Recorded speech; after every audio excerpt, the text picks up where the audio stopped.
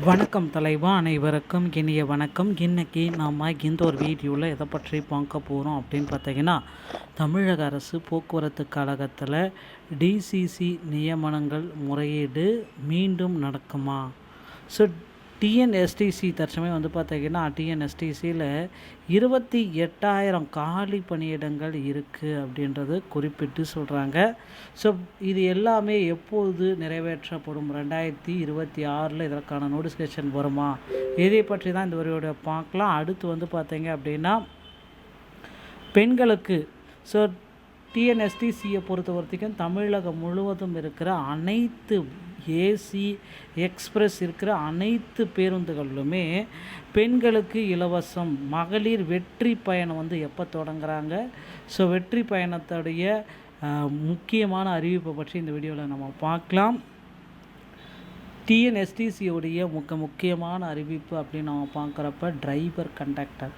So driver ஒரு தனியாகவும் conductor ஒரு தனியாகவும் எடுக்க போகிறதா சொல்லியிருக்காங்க. இல்லைனா டிசிசியோடைய ஃபார்மேட்டுக்கு வருவாங்களா என்பது எல்லாமே இந்த வீடியோவில் பார்க்கலாம். நீங்கள் நம்முடைய சேனலை முதல் முறையாக பார்க்குறீங்க அப்படின்னா மறக்காமல் ஒரு சப்ஸ்கிரைப் அண்ட் பெல்லை கிளிக் பண்ணி வச்சுக்கோங்க. வாங்க வீடியோக்குள்ளே போகலாம்.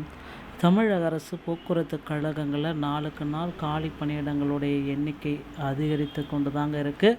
ஸோ மக்களும் பார்த்திங்கன்னா போக்குவரத்து கழகத்தில் தற்சமயம் ரெடியாக இருக்காங்க சேர்கிறதுக்கு. நிறைய பீப்புள்ஸ் பார்த்திங்க அப்படின்னா போக்குவரத்து கழகத்தில் முக்கியமான அறிவிப்புக்காக வெயிட் பண்ணிகிட்ருக்காங்க. சில காரணங்களால் பார்த்திங்கன்னா போக்குவரத்து கழகத்தில் முறைகேடுகள் நடந்திருக்கு அப்படின்னு குறிப்பிட்டு சொல்கிறாங்க. என்னாச்சு போக்குவரத்து கழகத்தில்? ஏன் வெளிப்படை தன்மையே இல்லாமல் ஒரு போஸ்டிங்கை போட்டிருக்காங்க? எதன் அடிப்படையில் இவர்களுக்கு போஸ்டிங் போட்டாங்க? எதை பேஸ் பண்ணி இவங்களுக்கு போஸ்டிங் போட்டாங்க அப்படின்னு நிறைய பேர் கேள்விகள் மேலே கேட்குறாங்க. ஏன் ரிஜெக்ஷன் லிஸ்ட்டு போக்குவரத்து கழகத்தில் வெளியிடலை? செய்முறை தேர்வு இவ்வளோ பேர், மொத்தம் 8,000 பேர் செய்முறை தேர்வு அட்டன் பண்ணியிருக்காங்க. நாங்கள் பார்த்திங்கன்னா 3,200 பேர் எடுத்திருக்கோம், இல்லை 2,500 பேர் எடுத்திருக்கோம். மீதி இருக்கிறவங்கெல்லாம் இந்த காரணங்களால் ரிஜெக்ஷன் ஆகிருக்காங்க. ஸோ இந்த வெளிப்படை தன்மையை பார்த்திங்கன்னா போக்குவரத்து கழகத்தில் வெளியிடலை. ஸோ இதனால் போக்குவரத்து கழகத்தில் நிறைய குழப்பங்கள் நாளுக்கு நாள் ஏற்பட்டு கொண்டு தாங்க இருக்குது.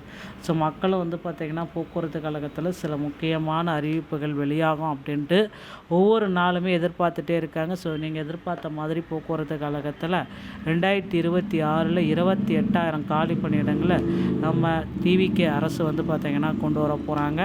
முதல்வர் விஜய் அவர்கள் பார்த்திங்கன்னா போக்குவரத்து கழகத்தில் அதிக அளவு ஆட்கள் எடுக்க போகிறாங்க. அதுவும் இல்லாமல் ஒவ்வொரு பேருந்துகளிலுமே ஜிபிஎஸ் கருவிகள் பொருத்தும் பணி, பெண்களுக்கான பாதுகாப்பு பட்டன்கள் பொருத்தும் பணிகள் எல்லாமே தற்சமயம் நடைபெற்று கொண்டிருக்கிறது.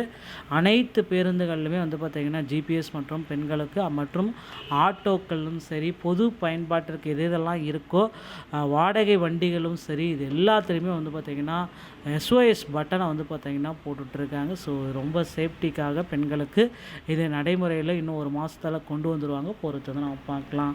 ஸோ டிஎன்எஸ்டிசியில் தற்சமயம் பார்த்திங்கன்னா டிரைவர் தனியாக கண்டக்டர் தனியாக எடுக்க போகிறது உறுதியாக்கப்பட்டிருக்கு. டிரைவர் ஒரு 20,000 பேரும், கண்டக்டர் ஒரு 5,000 பேரும் எடுக்க போகிறாங்க. ரெடி ஆகிக்குவாங்க மக்களே.